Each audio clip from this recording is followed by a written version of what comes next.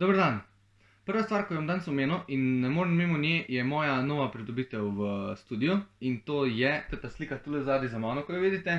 Je pa v bistvu custom made slika, na kateri so, saj vidite, pač moje živalice, pa piramide, pa psihadeliki, pa vesolje, pač kar je moja v bistvu strast.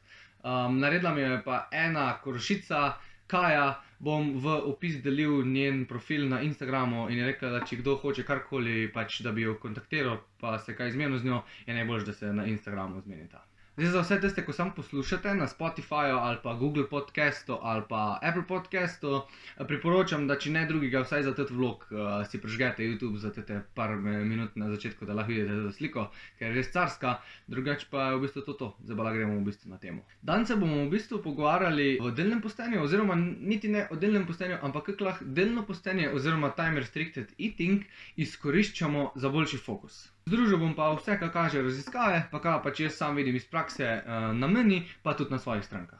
Na začetku bi se res zahvalil pa še vsem svojim Patreon podpornikom, ki me pa v bistvu podpirajo zdaj že več kot eno leto, tako da vsaka čast.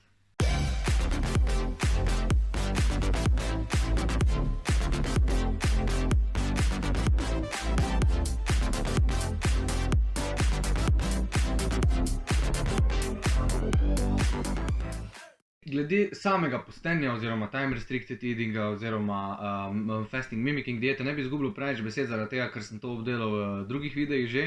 Bom dal v opis vse linke, pa tule gor se bojo že pojavljale te sive ikonice, pa lahko kar kliknete za direktno povezavo. Govoril sem tudi že o tem, kako lahko delno postenje v kombinaciji s kemoterapijo izboljša delovanje samo kemoterapije pri raku na prstih, pri ženski populaciji, tako da tudi to si lahko greste pogledati. Danes bomo v bistvu pogledali, kako lahko delno postenje samo, oziroma predvsem time restricted eating, ko je malo drugače, izkoriščamo za boljši fokus in pa sploh kakšni so mehanizmi za tem.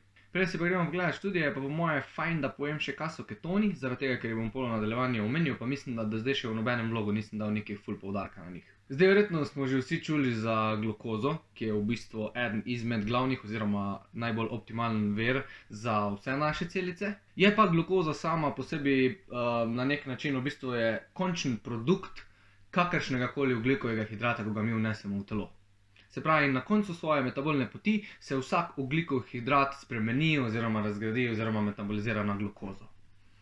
In zdaj ketoni so pa ful podobni s tem, da so v bistvu končni produkti maščobnih kislin oziroma pač maščob. Poznamo 3 vrste ketonov, prvi je acetat, drugi je acetoacetat, tretji je pa beta-hidroksibutirat. Se pravi, tako sem rekel, ketoni so v bistvu končna verzija maščobnih kislin oziroma trigliceridov in se tudi lahko uporabljajo kot gorivo za večino celic v telesu, predvsem jih preferirajo možgani pa srce, ampak še vseeno je pa glukoza glavni in še vedno bolj optimalen vir goriva za same te celice. Ok, zdaj se pa gremo gledati še raziskave. Skozi pregled raziskav vam bo verjetno malo postajalo jasno, kam ciljam, oziroma kako lahko se delno postenje izkorišča za fokus, na koncu pa itak vse razjasnil za vsak slučaj.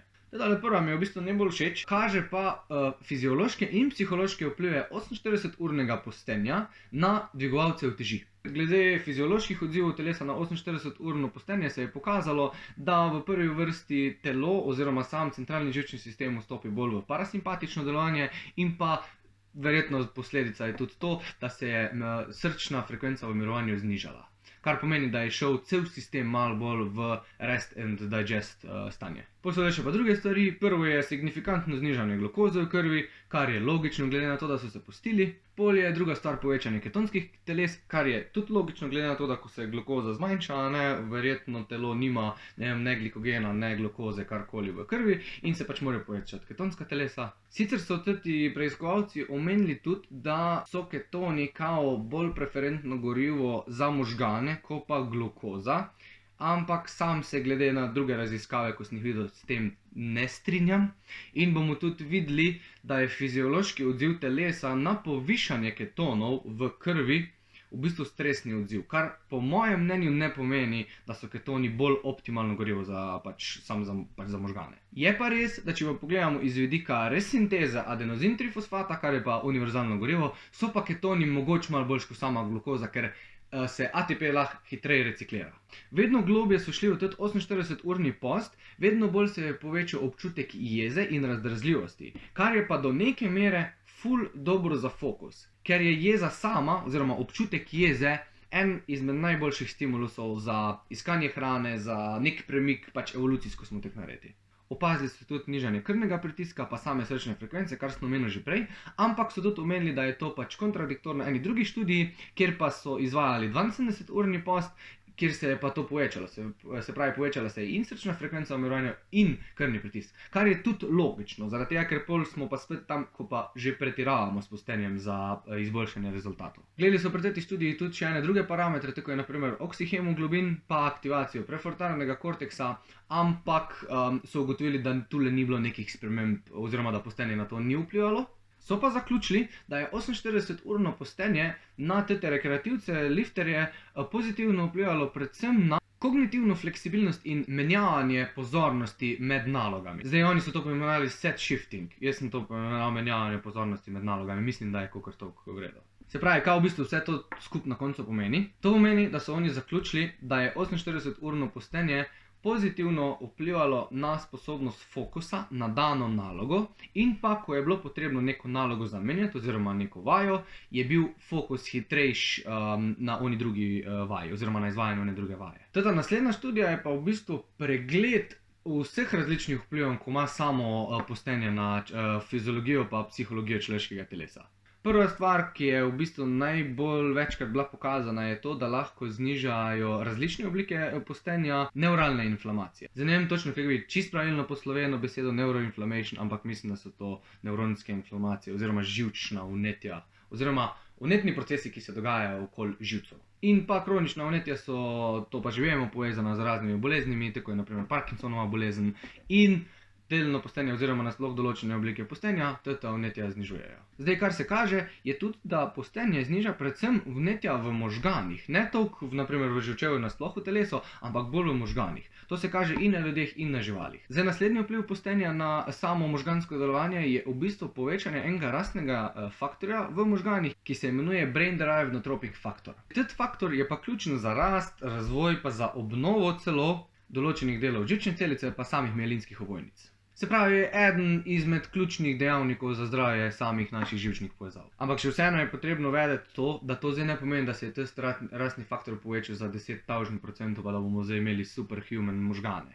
Isto, ko naprimer delno postenje povečuje rastni hormon in pol ljudje to ekstrapolirajo na to, da zdaj, ko pa povečuje se rastni hormon, da bomo pa mi kar ne vem kako mišično maso gradili medtem, ko se bomo postili. Kar ni res, to sem že tudi razjasnil in zdaj ne bom nakladal, isto v možganih. Poveča se, kar pomeni, da lahko malo izboljša delovanje že dobro delujočih možganov, ne bo delo pa nobenih čudežev. Zdaj pa, kar je tudi še bolj zanimivo, pa v bistvu študije in na ljudeh in predvsem na živalih kažejo, da dejansko kombinacija postenja med učenjem novih nalog oziroma novih informacij se dejansko naloži več informacij v naše možgane. Teda, z nekimi mehanizmi postenja očitno dejansko lahko izboljša nalaganje spominov. Pa še zadnja stvar, tako sem pa že prej rekel, se pa v bistvu izboljša kognitivna fleksibilnost, to se je pa pokazalo na več študijah na ljudeh, pa še par stvari, ampak če bi zdaj to šel skozi, bi vlog bil predolg, zato bom tiste študije samo podelil še dodatno v Patreon skupino. Ok, se pravi, kaj lahko zdaj v bistvu mi potegnemo ven iz teh študij, ko smo zdaj šli skozi, kaj jaz iz prakse vidim, pa kaj bi lahko po mehanističnem delovanju dejansko izboljšalo fokus. Prva stvar je, da hkratno nižanje glukoze v krvi in povišanje ketonskih teles povzroča v telesu stresni odziv. To je vgravirano v naš DNK, to je evolucijsko pogojeno, zaradi tega, ker takrat, ko ni bilo dosti glukoze v naši krvi, je to pomenilo za telo, fuck, jaz pa zdaj nimam hrane in moram iti se premikati, moram biti bolj alert, moram biti bolj sfokusiran za določeno nalogo, zato da bom čim prej našel hrano. To se pa zgodi predvsem zaradi tega, po mojem mnenju glede na raziskave, ko sem jih jaz prebral, ker ketoni niso optimalno gorivo za naše celice nasploh, sploh pa ne za možgane. In ko se v telesu količina ketonov povečuje, še posebej, če je hkratno znižanje glukoze, kar v večini primerov je, razno v določenih stanjih, se bo povišal tudi v prvi vrsti nivo kortizola, stresni odziv telesa, in pa tudi nivo epinefrina. Epinefrin je pa v bistvu adrenalin v možganih. Zdaj pa sam epi lahko močno poveča sam fokus za osredotočenje na dano nalogo, ki je v tem primeru iskanje hrane. Zdaj pa prej smo omenili tudi jezo in da se v 48-urnem postenju bolj globoko so bili v postu, bolj se je povečal občutek jeze in razdražljivosti. Jeza in razdražljivost sta dva izmed najbolj močnih triggerjev za sam fokus. In kombinacija teh dveh, predvsem občutek jeze in adrenalin, povečujeta nivoje acetilholina v možganih. Zdaj pa acetilholin je pa ena izmed najpomembnejših molekul, ko se gre iz vidika nalaganja spominov ali pa nasploh učenja novih informacij ali pa pač iskanja hrane. Acetilholin si lahko najboljš predstavljamo tako svetilko oziroma snop svetlobe na svetilki. Ožji, ko je tisti snop svetlobe, se pravi manjši primer, ko ima, bolj bomo mi lahko sfokusirani na eno nalogo, širši, ko je tisti snop svetlobe, manj bomo sfokusirani na eno nalogo. In več adrenalina, ko se sprosti, pa večji, ko je občutek jeze, bolj ozek bo tisti snop svetlobe, ker bo vedno bolj šel proti temu, da je najpomembnejša stvar samo iskanje hrane. In to troje lahko mi zdaj začnemo izkoriščati za boljši fokus. Se pravi, čisto na kratko, poskrbeli smo za te 3 stvari. Prvo, smo povečali ketone v krvi, drugo, smo povečali nivoje občutka jeze in pa samega adrenalina in s tem, ko smo povečali to dvoje, smo povečali tudi acetilholin. To troje je po mojem mnenju najboljša kombinacija za izboljšanje fokusa.